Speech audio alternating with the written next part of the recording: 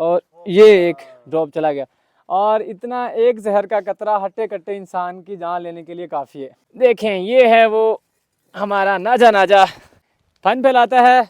सांपों में बेवकूफ़ सांप है इसलिए क्योंकि जब ये गुस्से में अपना फन फैला लेता है तो इसके पीछे जो मर्जी करते जाएं इसको परवाह नहीं होती। और ये जहर मेरे हाथ पे चला गया है।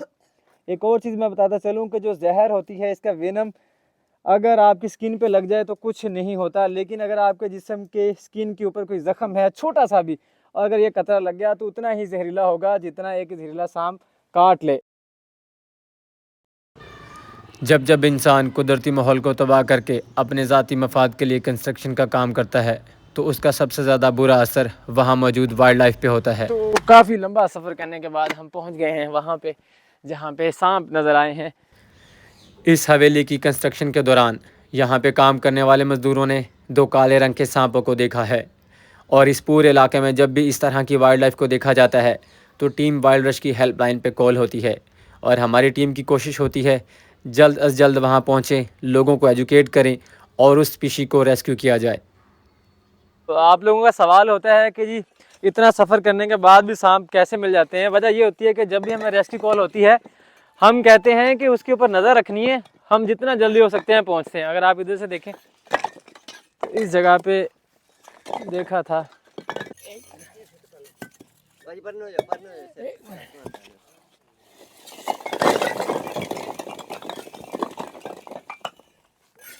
थोड़ी सी मेहनत करनी पड़ेगी क्योंकि सांप आगे घुस गए हैं। ये तकरीबन 10 से 15 साल पुरानी ईंटें पड़ी हुई हैं यहाँ पे, क्योंकि सर्दियाँ गई हैं, सर्दियों में सांप छुप जाते हैं, हाइबरनेट हो जाते हैं और जगह ठंडी है, यहाँ का टेम्परेचर बड़ा सूटेबल है उनके लिए। गर्मी आ गई है तो यहाँ पे पहले भी सांप देखे गए थे। पिछली बार जब कॉल आई थी तो भाग गए थे क्योंकि ईंटें बहुत ज़्यादा थी। अभी ईंटें इतनी ज़्यादा नहीं है तो आज उनको ढूंढ के ही जाएंगे।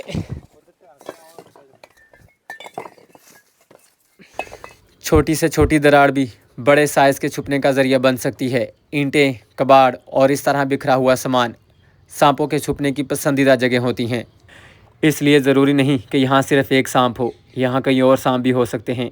इसीलिए बाकी मज़दूरों को मैंने दूर रखा और ईंटें उठाने का काम खुद किया। ये रहा तो फाइनली हमें मिल गया है काफ़ी ज़्यादा ईंटों को उस तरफ फेंकने के बाद। ये रहा हमारा, आप इसका देखें, ये है वो हमारा नाजा नाजा। ये देखें, इसने आज काफ़ी ज़्यादा मेहनत करवाई है। ये देखें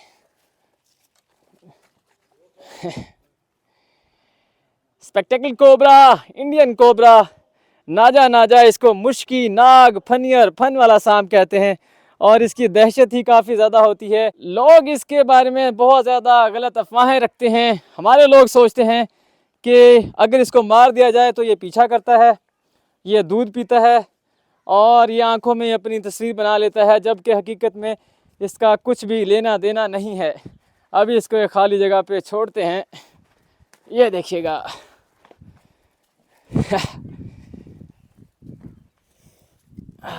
ये देखें, फन फैलाता है। सांपों में बेवकूफ़ सांप है इसलिए क्योंकि जब ये गुस्से में अपना फन फैला लेता है तो इसके पीछे जो मर्जी करते जाएं इसको परवाह नहीं होती। और जो कि इसी चीज़ का फ़ायदा उठाते हैं, बीन हिलाते रहते हैं, ये बीन की मूवमेंट को और बीन से निकलने वाली फ्रीक्वेंसी को फॉलो करते हैं और अपना हुड जो है फैलाए रखते हैं, घुमाते हैं और फिर नतीजा क्या होता है, हमारे लोग समझते हैं कि ये बीन के ऊपर नाचता है। ऐसा कुछ भी नहीं है। अभी मैं कोशिश करूँगा कि आपको इसके दांत दिखाऊं।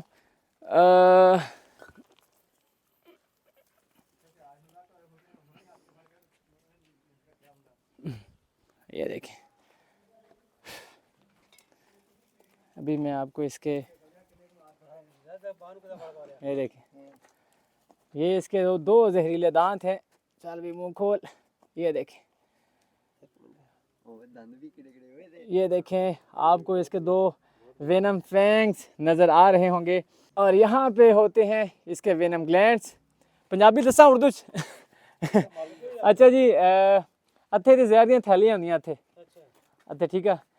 ਆ ਜ਼ਹਿਰ ਦੀਆਂ ਥੈਲੀਆਂ ਜੁੜੀਆਂ ਹੁੰਦੀਆਂ ਦੰਦਾਂ ਨਾਲ, ਜਿਵੇਂ ਟੀਕਾ ਸਿਰਿੰਜ ਹੁੰਦਾ ਨਾ ਉਵੇਂ ਜੁੜੀਆਂ, ਨਹੀਂ ਫਵਾਰ ਨਹੀਂ ਮਾਰਦਾ, ਉਵੇਂ ਜੁੜੀਆਂ ਹੁੰਦੀਆਂ। ਜਿਵੇਂ ਇਹਦੇ ਮੂੰਹ ਦੇ ਵਿੱਚ ਕੋਈ ਚੀਜ਼ ਆਂਦੀ ਆ, ਪ੍ਰੈਸ਼ਰ ਬਣਦਾ, ਉਹ ਥੈਲੀਆਂ 'ਤੇ ਜ਼ੋਰ ਪੈਂਦਾ, ਤਾਂ ਥੈਲੀਆਂ 'ਚੋਂ ਜ਼ਹਿਰ ਨਿਕਲ ਕੇ ਦੰਦਾਂ 'ਚ ਆ ਜਾਂਦਾ।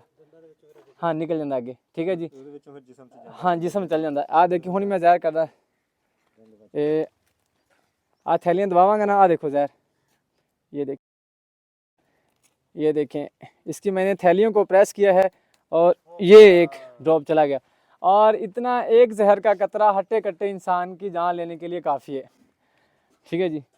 तो ये देखें, ये जहर मेरे हाथ पे चला गया है। एक और चीज़ मैं बताता चलूँ कि जो जहर होती है इसका वेनम अगर आपकी स्किन पे लग जाए तो कुछ नहीं होता, लेकिन अगर आपके जिस्म के स्किन के ऊपर कोई ज़ख़म है छोटा सा भी, अगर ये कतरा लग गया तो उतना ही जहरीला होगा जितना एक जहरीला सांप काट ले।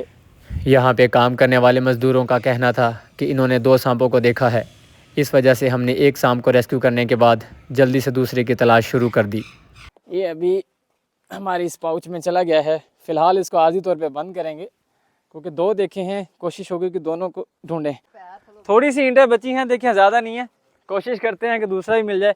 जितनी पुरानी ईंटें बता रहे हैं उनमें से 2 नहीं 5 6 7 होने चाहिए, तो एक को हमने रेस्क्यू करके उसमें डाल दिया है, दूसरा देखते हैं। सांपों को ढूंढना किसी एडवेंचर से कम नहीं होता और मुझे ये एडवेंचर बहुत पसंद है, और इससे भी बढ़कर ये कि लोग सांपों के हवाले से बहुत ज़्यादा गलत कहानियाँ रखते हैं, अफवाहें रखते हैं, और मुझे अच्छा लगता है, मज़ा आता है उन तमाम गलत कहानियों को झूठा साबित करने में। और इसी मज़े के चक्कर में यहाँ के मालिक ने तकरीबन मुझसे 3000 ईंटों को उलट पुलट करवा दिया। ईंटें ख़त्म हो गई हैं सारी की सारी, आप देखिए कितनी ज़्यादा ईंटें थी। बेस आ गई है, मेरे ख्याल से गलत फहमी हुई होगी, सांप एक होगा, उसका सर आगे और टेल पीछे लटकी हुई होगी, भाइयों ने समझा होगा कि 2 सांप हैं। बाकी अल्लाह ना करे होई अगर किसी को काट लवे वाड़ लवे, एक चीज़ याद रखनी है, सांप अगर काट ले तो उसका इलाज सिर्फ और सिर्फ सरकारी हस्पताल हुंदा, किते दम टोट के किते देसी टोट के, अगर पट्टी शट्टी च नहीं हैगा, ठीक है, कट नहीं लगाना। अल्लाह ना करे सप किसी को वड़ लवे, ਉਹਦਾ एक ही इलाज आ, फस्ट एड एक ही है, साबन आ उस जगह ਨੂੰ ਧੋ ਲਓ थोड़ा ਜਿਹਾ, ठीक है जी, एक जगह ਤੇ आराम ਨਾਲ ਬਹਿ ਜਾਓ, मोटरसाइकिल ਤੇ या कार ਤੇ ਬਹਿ ਕੇ सीधा THQ या DHQ हस्पताल जाना। मेरे लिए हर रेस्क्यू ऑपरेशन एक वादा होता है उस पीछे के साथ कि उसको उसके कुदरती माहौल में आज़ाद करना है। लोगों को एजुकेट करने के बाद, सांप को रेस्क्यू करने के बाद, अब वक्त है इस सांप को इंसानों से दूर इसके कुदरती माहौल में आज़ाद करने का।